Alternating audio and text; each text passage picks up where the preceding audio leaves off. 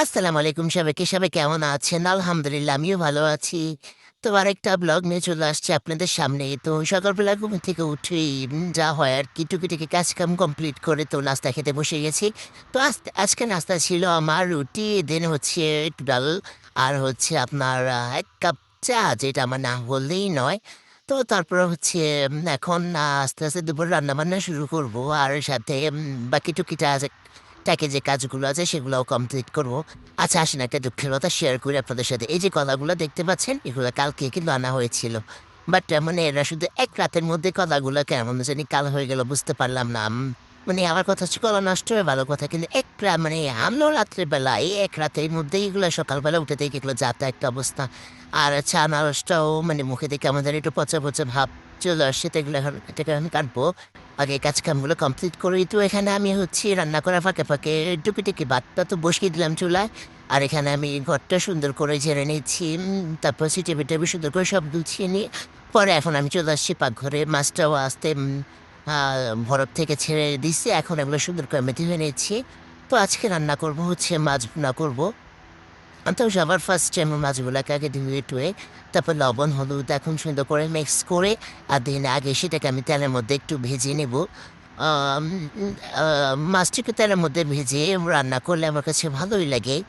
আ তো আপনারা কিভাবে মাছ ভুনা করেন অবশ্যই কমেন্ট করে জানাবেন। তো এই যে এখানে আমি মাছটা ভেজে নিয়েছি। এখন একটু টমেটো আর হচ্ছে বাকি কাজগুলো এখন করবো, ওগুলো কেটে কুটে নিলাম। তারপরে এই যে আমি এখন চলে আসছি ফ্রাই প্যানের মধ্যে, যে ফ্রাই প্যানের মধ্যে মাছটা ভেজেছি, সেই ফ্রাই প্যানের মধ্যে আমি এখন মাছ ভুনাটা বসিয়ে দিলাম। তো সবার ১ম এ আমি মাছটা পেঁয়াজটাকে সুন্দর করে একটু ভেজে পরে এখানে আমি মসলাগুলো দিয়ে দিয়েছি। ও আমি হচ্ছে রসুন আর হচ্ছে একটু জিরা আর হলুদ মরিচটা কিন্তু মিক্স করে নিয়েছি একসাথে।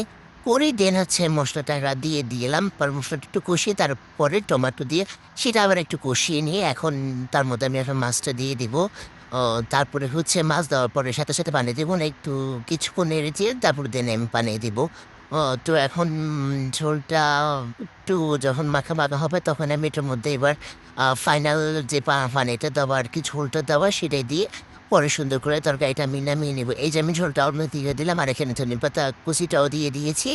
সো এখন রান্না আমার প্রায় কমপ্লিটের পথে। এই যে হচ্ছে আমার মাছ ভাজি। ফাইনাল লুক তো কেমন হয়েছে অবশ্যই জানাবেন আপনারা। তো এখন তো দুপুরবেলা খাবার-দাবার খেয়ে আজকে একটু বাইরে হাঁটতে বের হবো ভাবছিলাম, বাট এখানে বৃষ্টি শুরু হয়ে গেছে।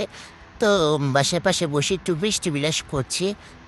আসলে কি বলবো, প্রকৃতির সৌন্দর্যগুলা দেখতে আসলে অন্যরকম। যাক আলহামদুলিল্লাহ, আলহামদুলিল্লাহ বাসায় বসে প্রকৃতি বিলাস করেছি। তো আর কি করার, আপনারা বৃষ্টি মানে কে পছন্দ করেন জানাবেন। তো এখানে বাবুর আব্বু